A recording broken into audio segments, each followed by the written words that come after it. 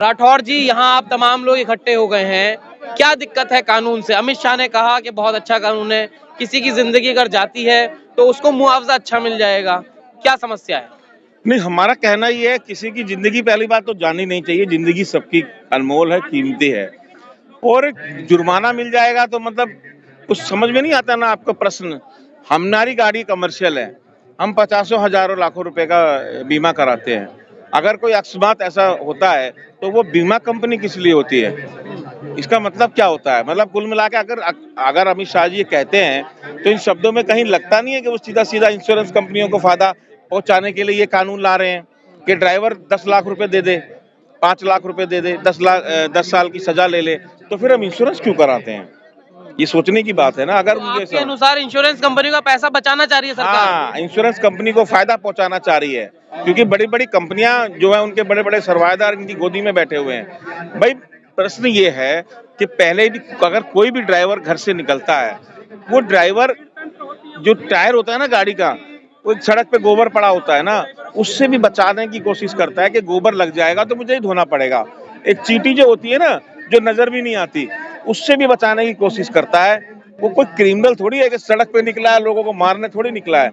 ये दुर्घटनाएं अकस्मात होती हैं। आपने रोडों पे देखा होगा, मोटरसाइकिल वाले, टू व्हीलर वाले हाईवेज पे प्रैक्टिकली, मैं तो ये कहता हूँ अमित शाह जी, एक दिन आप एक ट्रक चला के देखो, दिल्ली से मुंबई तक जाओ, तब आपको सारी समस्याओं का समस्या समझ में आ जाएंगी कि ड्राइवर को हगने मूतने को भी जगह नहीं मिलती। देसी भाषा में कहना चाह रहा हूँ। तो आप तो मंत्री हैं, आपको तो कोई कमी है नहीं, भगवान का आप तो मौज कर रहे हैं। और उस ड्राइवर से पूछा है उसकी समस्या क्या है? लोग बिना इंटीमेशन दिए मोटरसाइकिल लेके हाईवेज पे घुस जाते हैं अचानक से, क्योंकि वो बड़ी गाड़ी है या कार है, सारा कुछ उसके ऊपर थोप दिया जाता है। तो ये कानून कहाँ से सही है? फिर हमने इंश्योरेंस क्यों करा रहे हैं भाई, हम ये बताओ, हमारा प्रश्न ये है। तो ये जो आप लोगों ने अभी एकदम से सड़कों पे सारे आ गए, उसके बाद जो प्रोटेस्ट है, जो स्ट्राइक है, वो कॉल ऑफ ले लिया कि भाई सरकार की तरफ से कल ये निर्देश आया कि हम कानून हमने ड्राफ्ट कर लिया है, लेकिन इम्प्लीमेंट हम विपक्ष से और जो संगठन है उनसे हम डिस्कस करके ही अप्लाई करेंगे। देखिए, पहली बात, जो भी बैठक हुई है वो बैठक हुई है ट्रांसपोर्टरों के बीच में, किसी ड्राइवर को नहीं बुलाया गया। अगर न किसी ड्राइवर संगठन को बुलाया गया, आपने अपने ही लोगों को बुला के बिठा के और मीटिंग कर ली, उसको कोई इसका रिजल्ट नहीं है, हम उसको नहीं मानते। जब तक ये कानून वापस नहीं होगा, आप सदन में जब पास करते हैं कोई कानून तो किसी को पूछते हैं? किसानों का कानून पास किया, उनको बुलाया था? हमारा कानून पास कर दिया, हमें बुलाया था, हमें पूछा था?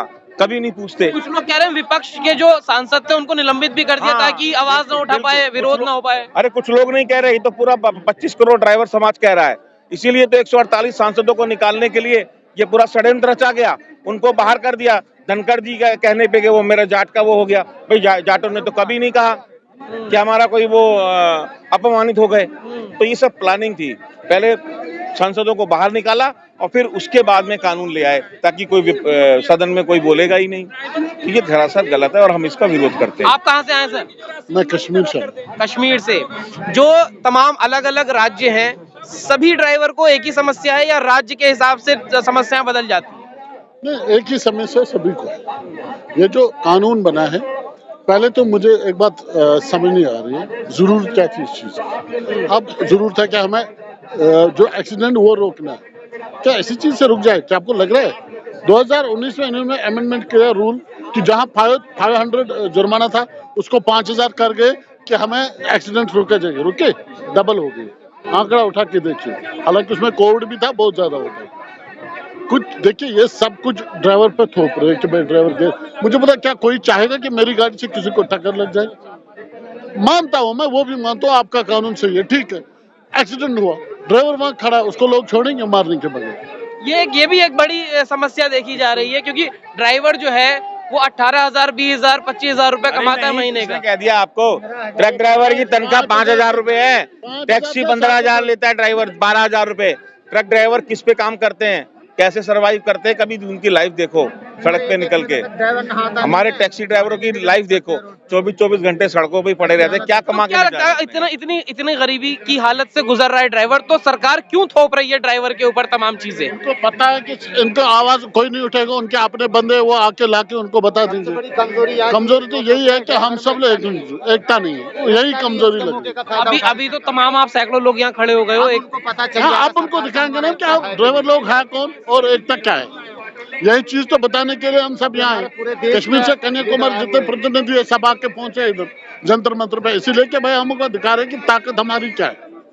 तो आप तमाम लोग जो आए हो, आप कहाँ से आए हो? सर मैं भी दिल्ली से हूँ। अभी जितने आप देख रहे हैं यहाँ पे जुड़े हुए हैं, आए हुए लोग हैं, हर देश से आए हुए हमारे भाई हैं, पूरे देश से यहाँ पे आए हुए हैं। अब सरकार को पता चल जाएगा एकता ड्राइवरों में कितना है। तो अक्सर हाईवे पे देखा गया है कि उगाही भी चलती है, तो आपको लगता है इस तरह के कानूनों से उस चीज में भी कुछ फर्क पड़ेगा जो उगाहियां चलती हैं, या फिर ड्राइवर पे ज्यादा थोप दी जाएगी? अभी उन्होंने कहा, आपके साथी खड़े हुए थे, कि लिंच की समस्या है कि अगर कोई एक्सीडेंट हो गया तो जनता मार देगी। लिंचिंग कर देती है हमारी, ये बिल्कुल सही बात है। अगर ये यूं कहते हैं कि जी इसमें पुलिस वालों से उगाही बंद हो जाएगी, तो मैं आपको बताना चाहूंगा कि इसके अंदर उगाही और बढ़ जाएगी। पुलिस वाला चाहेगा जो मसला 1000-2000 रुपए में चोट और पट्टी करा के हो सकता था, वो उसके लाख रुपए मांगेगा, क्योंकि उसको पता है मेरा पावर है, मैं जो चाहूँ उसके साथ कर लूँ। अब ज्यादा पढ़ा लिखा नहीं है, गरीब आदमी है, इसको जिस तरह से क्योंकि अब डराओगे उसका जो है हर जाना बढ़ गया है, जेल की सजा बढ़ गई है, इसलिए ज्यादा उगाहियां और गलत काम होंगे। सारे गलत काम होंगे सर। जितने भी गलत काम हमारे देश के अंदर हो रहे हैं, सारे वर्दी वाले कर रहे हैं। और आज हम लोग जो यहाँ पे खड़े हैं, इन्हीं वर्दी वालों की देन है जो हम यहाँ पे खड़े हैं। अगर पुलिस हमारे यहाँ की करप्ट नहीं होती तो शायद हम यहाँ नहीं होते, इस कानून को एक्सेप्ट कर लेते, लेकिन हमारे यहाँ की वर्दी ही भ्रष्ट है। तो देखिए, तमाम जगह अलग अलग राज्यों से दिल्ली आ पहुंचे हैं ड्राइवर, कह रहे हैं कि जब तक कानून वापसी नहीं होता तब तक निरंतर इसका बहिष्कार करते रहेंगे, विरोध करते रहेंगे। इस तमाम चर्चा पे क्या सोचते हैं, क्या राय रखते हैं, कमेंट द्वारा साझा करें। अगली अपडेट के साथ आपके समक्ष फिर प्रस्तुत होंगे। नमस्कार।